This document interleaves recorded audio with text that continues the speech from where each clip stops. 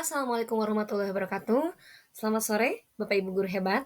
Kali ini saya akan berbagi mengenai tips cara membuat aksi nyata. Karena kebetulan saya sudah menyelesaikan salah satu pelatihan mandiri di platform Merdeka Mengajar. Nah, saya akan memberikan tips cara membuat aksi nyata bagaimana melakukan asesmen format alternatif. Kebetulan materi yang saya ambil di sini adalah Self Introductions, mata pelajaran bahasa Inggris kelas 7. Untuk membuat aksi nyata supaya tervalidasi, Bapak Ibu harus membuatnya secara runtut dan sesuai dengan apa yang diminta di dalam tugas platform PMM tentunya di pelatihan mandirinya. Di sini materinya mengenai asesmen.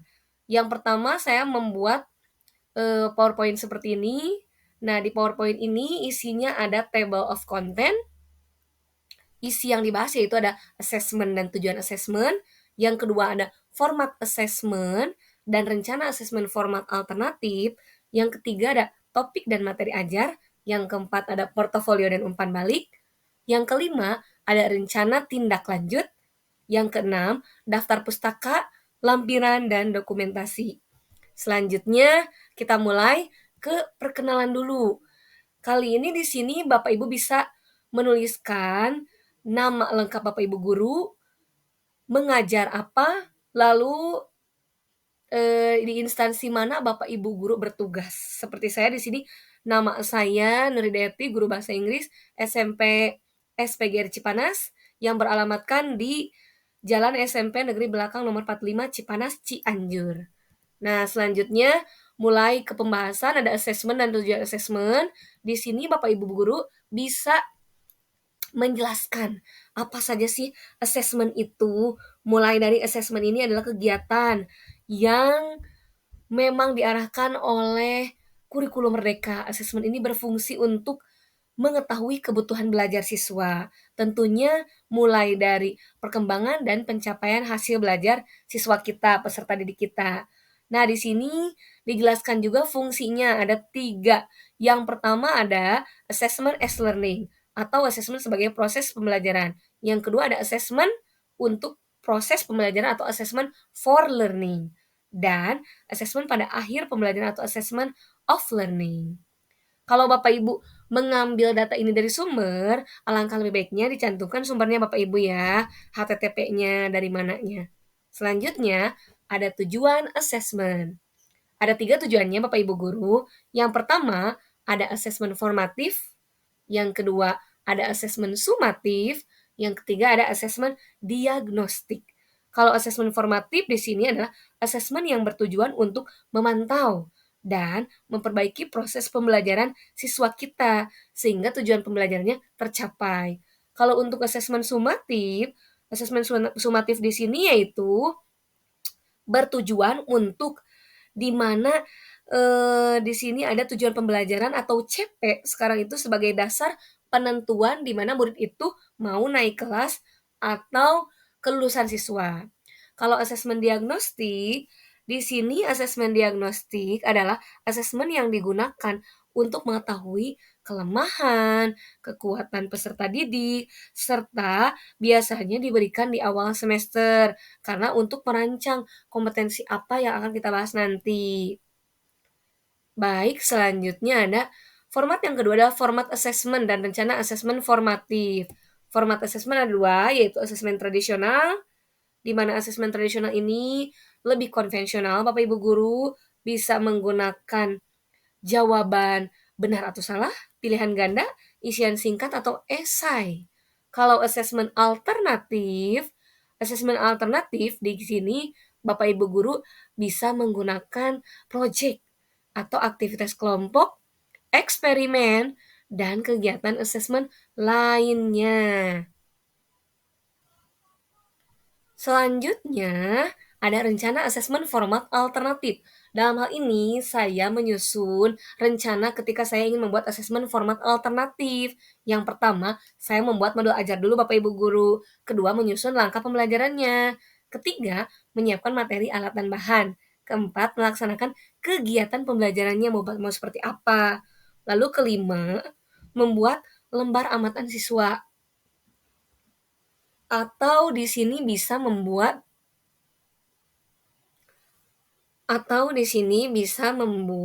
rubrik penilaian dari lembar observasi yang akan kita buat. Yang keenam adalah memberikan umpan balik hasil karya siswa yang seperti apa. Yang ketiga adalah topik dan materi ajarnya. Topik yang saya usung adalah greeting and leave taking, ungkapan sapaan dan ungkapan pamitan. Dan yang kedua adalah self introduction atau perkenalan diri. Selanjutnya, ungkapan greeting dan leave takingnya dicantumkan ya Bapak Ibu guru. Greeting itu apa saja? Seperti good morning, good afternoon. Ungkapan-ungkapannya leave taking seperti nice to meet you too, etc. Nah, lalu ada materi yang lain seperti thanking and apologizing juga ditambahkan ya Bapak Ibu guru. Selanjutnya ada how to introduce yourself. Biasanya untuk siswa kelas 7 diminta untuk saling memperkenalkan diri dengan menggunakan bahasa Inggris yang sederhana seperti ini ya, diberikan formatnya. Nah, seperti ini nanti siswa tinggal mengisi. Hello, my friends, let me introduce myself. My name is, isi dengan nama siswa, I was born, lalu I live in, I am, di sini berapa years old mereka usianya, tinggal disebutkan. Nah, mereka saya tugaskan untuk membuat perkenalan diri dengan media Canva. Nah, ini hasilnya Bapak Ibu guru. Contohnya ada Nazwa, dia membuatkan salah satu desain dari Canva dengan menuliskan data diri lengkapnya seperti nama, tempat tanggal lahir, alamat, cita-cita.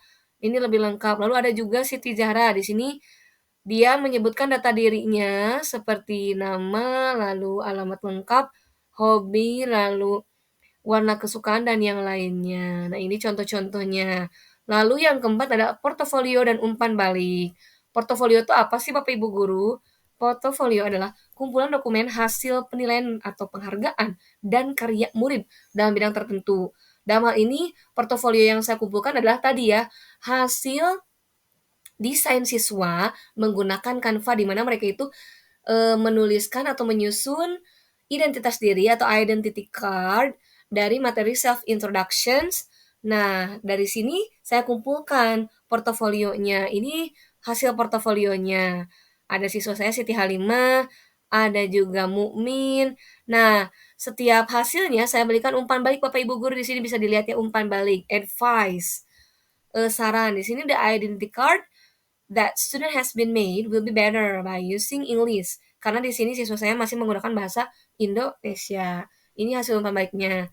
Ada juga di sini dari untuk siswa saya adalah di sini personal identity that has been made by student is good, creative, and the information conveyed on the identity card is complete and easy to understand. Nah, di sini ada umpan balik juga. Ini berarti apresiasi dari saya. Yang lainnya ada juga contohnya. Ini juga masih ada. Nah, yang terakhir adalah RTL-nya Bapak Ibu, rencana tindak lanjutnya apa? Mulai dari misalnya yang pertama saya akan memberikan remedial dari hasil pembelajarannya. Kalau masih kurang memahami, siswanya saya berikan remedial. Yang kedua ada pengayaan. Yang ketiga ada alat bantu digital lainnya, misalnya saya ingin menggunakan yang lain selain Canva. Lalu melaksanakan kegiatan pembelajaran yang lebih sesuai ya belajarnya, metodenya, materi, dan yang lainnya. Lalu yang terakhir adalah melakukan refleksi. Nah, di aksi nyata yang terakhir saya mencantumkan daftar pustaka dan lampiran dokumentasi. Dan juga di sini ada daftar pustakanya kalau misalnya saya mengambil beberapa materi dari luar, saya cantumkan. Di sini ada http://smppkemdikbud.co. Materinya yang dibahas apa. Lalu saya memberikan sedikit kosakata atau kata-kata mutiara Bapak Ibu guru, mulai dari hidup untuk pendidikan, pendidikan untuk hidup.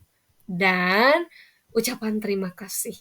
Ya, mungkin Bapak Ibu guru bisa melihat ya kalau di sini saya sudah menyelesaikan aksi nyatanya dan sudah dapat sertifikatnya. Dan ini hasil yang saya upload ke pelatihan mandiri saya. Mudah-mudahan bisa bermanfaat untuk Bapak Ibu guru. Selamat mencoba Bapak Ibu guru.